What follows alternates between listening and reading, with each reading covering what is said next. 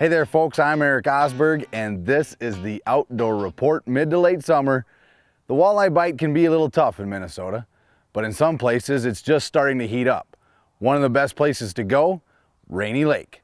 One of the best people to go with, Chris Granrud of RainyDaze Guide Service.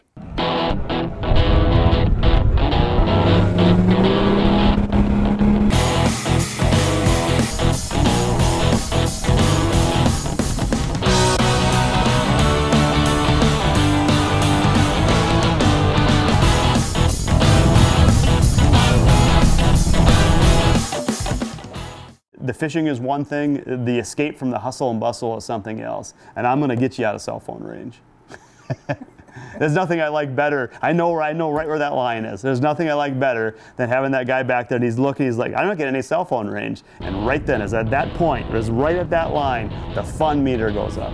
He finally punched out. It wasn't on his drive up. It wasn't when he put the boat in. It wasn't when I picked him up from the dock. It wasn't when I had breakfast and told him some fun stories. It's when he left the cell phone reception, the fun meter. This is the fun line right here.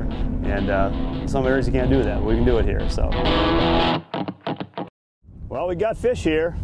Pretty good wind blowing in here. We just had a pretty nasty storm blow through, so sometimes when these big storms come through, these fish actually would blow off of the structure, but we're actually seeing them back on here, so it's usually a pretty good sign. So basically all I'm taking is 1/3 of a crawler. Just getting over a mayfly hatch here and just kind of threading that crawler on, sticking the bait keeper out. You want the crawler to sit straight, and that's about how much you want. I don't know if it simulates a mayfly. I don't know exactly. All I know is that when they're eating mayflies, they also eat crawlers. What we have is we're on the front of a shelf. The iPilot is anchored, you know, out in 80 feet of water. We've got all the fish right below us and right behind the boat here. All the fish that we've seen anyway. It's kind of a tension bite. You know, I think it's important to use braid in a bite like this, because a lot of times what you're feeling is, you're feeling like you're just, you know, pulling your jig from water to syrup and you're getting that tension. If you think it's a fish, set the hook. Hook sets are free in this boat. I think this is going to be the lucky color right here. He just stuck that. I'm telling you, this is all I do. I do it just about every day.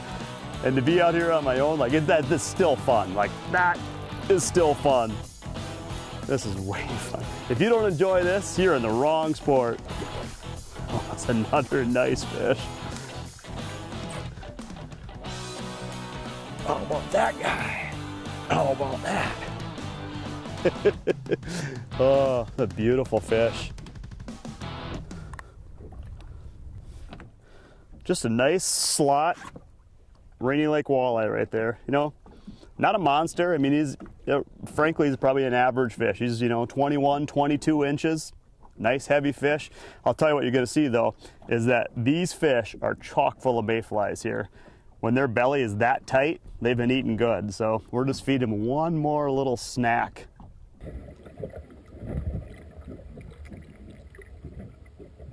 You want to give it one twitch and then kind of hold, kind of drag it. It's more really of a dragging bite. Typically speaking, after you make that first jig and it comes up, they'll actually hit it kind of going back down again. They'll follow it up and they'll hit it before it hits the bottom. I just cast that out. He definitely took it on the way down. Catching fish is one thing, you know, I mean, everybody likes to catch big fish, I mean, but catching fish in this type of scenery, you know, this type of backdrop for me is awesome. I mean, we're on a boat within 4 miles of us. We've kind of got it all to ourselves. I mean, this is granite, pine-studded islands, and water. That's it, and one skeeter, and one anxious fisherman.